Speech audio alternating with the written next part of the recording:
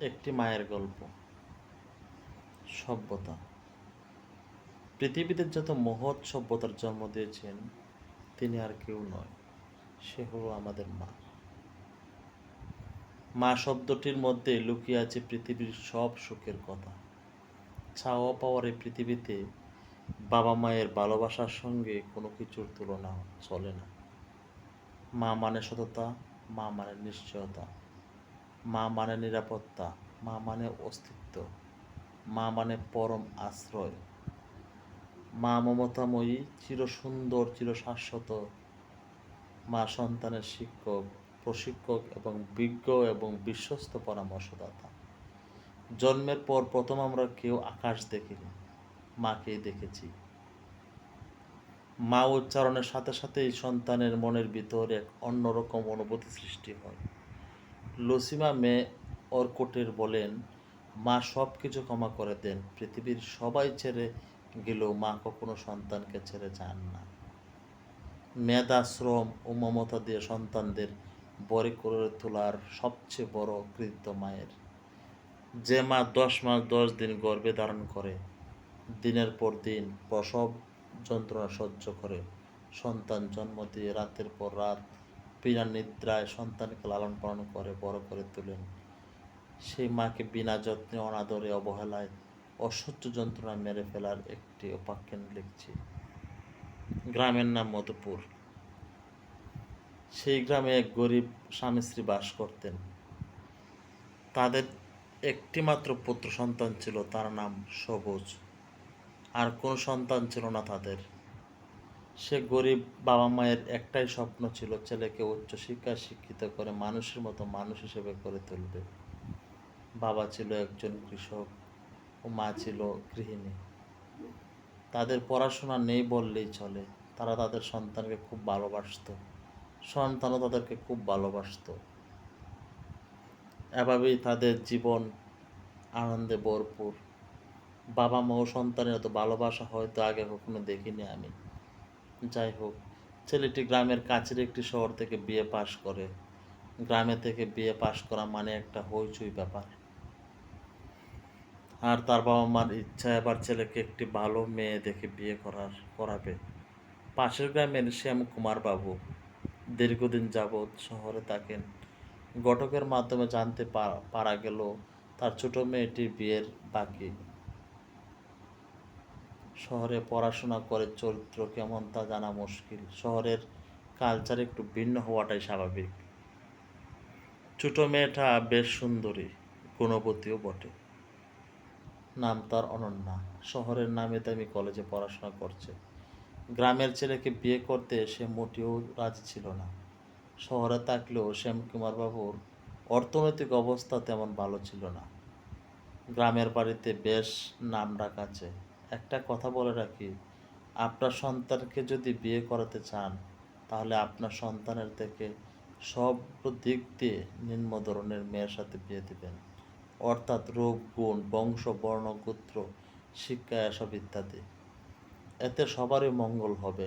যাই হোক, প্রথম দিকে কন্যার বিয়ে দিতে রাজি না হলেও পরে সকল জল্পনা কল্পনার অবসান ঘটিয়ে তার সুশ্রী গুণবতী মেয়েকে বিয়ে দিতে রাজি হলেন। ধুমধাম করে বিয়ের কাজ শেষ হলো। প্রথম দিকে তাদের সংসার ভালোই কাটছিল। ছেলে ও তার বউ তার বাবা মায়ের সাথেই থাকতো। শীঘ্রই ছেলের বউ গ্রাম্য পরিবেশে হাঁপিয়ে ওঠে এবং তার স্বামীকে তার বাবা মাকে ছেড়ে শহরে থাকতে বলে।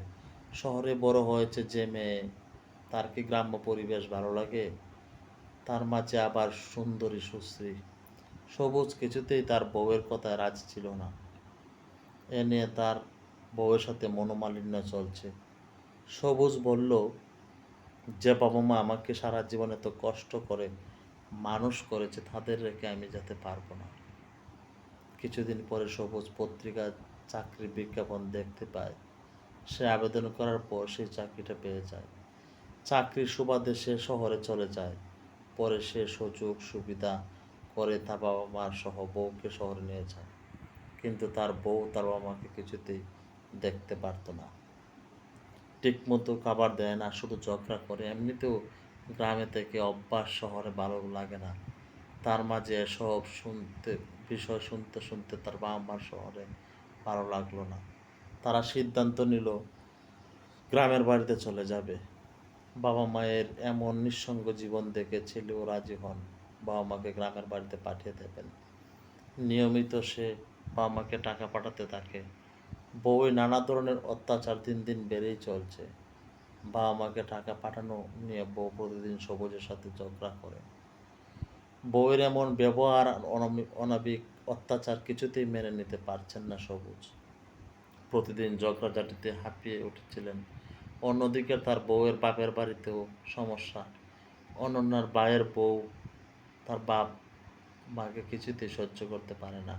এ নিয়ে চলছে নানা ধরনের পায়চারি।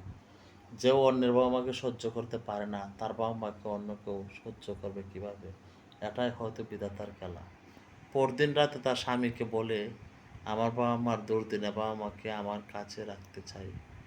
কাল আমার বাবা মাকে আমাদের বাসায় নিয়ে আসবো। সবুজ কিছুই বলল না। আর বলেও কোনো লাভ নেই। মনে মনে ভাবছে, যেখানে আমার বাবা মা থাকার কথা সেখানে যেই কথা সেই কাজ, তার বাবা মাকে নিয়ে আসলো। এদিকে স্বামীর বাবা মার কী হলো সেদিকে লক্ষ্য নাই। এভাবে চলতে থাকলো তাদের সংসার। মাঝে মাঝে সবুজ তার বাবা মার সাথে ফোনে কথা বলে আর কিছু টাকা পাঠায়।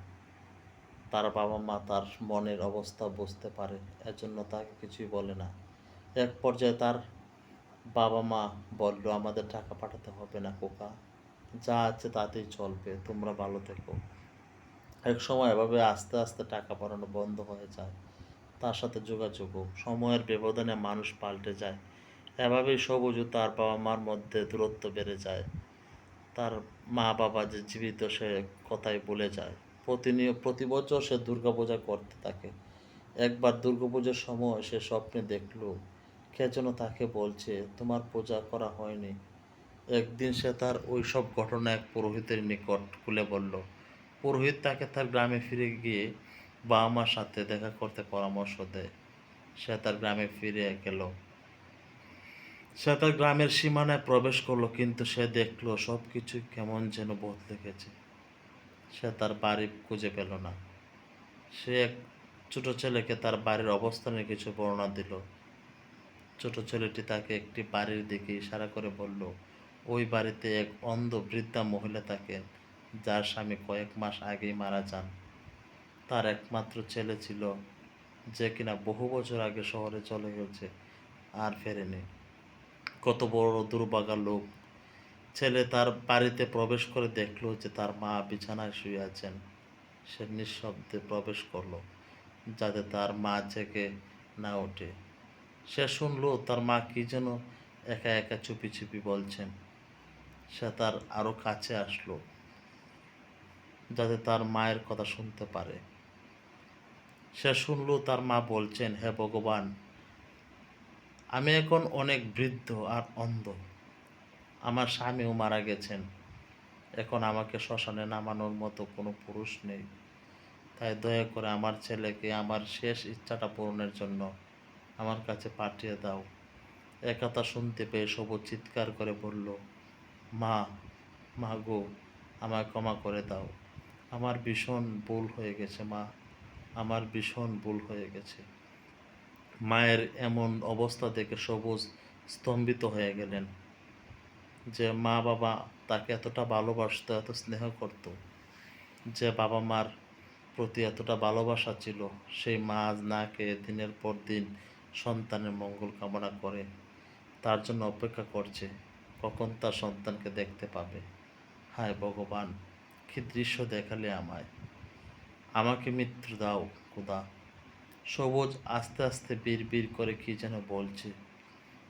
যে মা না খেয়ে আমাকে খাইয়েছে, সারা রাত না ঘুমিয়ে আমাকে ঘুম পাড়িয়েছে, আমি অসুস্থ হলে আমার জন্য পাগল হয়ে যেত, সেই মা আজ দিনের পর দিন অনাদরে অবহেলায় মৃত্যুর সাথে লড়াই করছে, শুধু আমাকে একটা বার দেখার জন্য। হায় খোদা, তুমি আমায় কেমন পরীক্ষায় ফেললে! সন্তানকে জড়িয়ে ধরে তার মা ধীরে ধীরে বলছে, কেমন আছিস খোকা? তোর শরীর ভালো আছে তো? আমাকে নিয়ে চিন্তা করিস না খোকা, আমি ভালো আছি। শুধু তোকে একটাবার দেখার ইচ্ছা ছিল, কিন্তু ভাগ্যের কি নির্মম পরিহাস, সেটা হলো না। আমি এখন অন্ধ। তোকে একটাবার মন ভরে দেখার খুব ইচ্ছা ছিল রে খোকা, কিন্তু আমার সময় শেষ, আর হয়তো দেখা হবে না কোনো দিন। খুব ভালো থাকিস খোকা, খুব ভালো থাকিস। আমি মরে গেলে তোর বাবার পাশে আমার কবরটা দিস। এই বলে তার মা নীরব, আর কথা বলেনি। চলে গেলেন এতক্ষণে সবুজ স্তব্ধ হয়ে গেছেন। চরম দুর্দিনে যে সন্তানকে পাশে পাবে বলে এত আদর যত্ন করে মানুষ করেছে, সেই সন্তানকে যখন পাশে পায়নি, তখন প্রতিটা বাবা মায়ের বুকের ভিতর যে ভয়ঙ্কর আর্তনাদ, এটা ভীষণ পাপ। প্রতিবেশীরা তার মার লাশ শ্মশানে নিয়ে গিয়ে তার বাবার কবরের পাশে কবর দিল। তার মায়ের শেষ বিদায়টা সহ্য করতে না পেরে সবুজ স্মৃতিশক্তি হারিয়ে ফেলে। এভাবেই বাবা মার কবরের পাশে রাতের পর রাত কাটতে লাগলো। তার বউয়ের আর খোঁজ মেলেনি। হয়তো অন্য কোথাও বিয়ে হয়ে গেছে।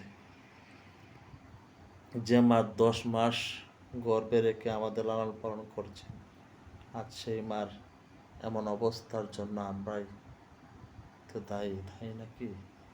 একজন বাবা মা তার সন্তানকে কতটা ভালোবাসেন, যারা আমাদের জন্য প্রতিদিন লড়াই করছেন, হাজারো ব্যথা সহ্য করেন, শুধু আমাদের একটা সুন্দর জীবনের পথ করে দিতে। মেয়েরা খুব অদ্ভুত টাইপের হয়।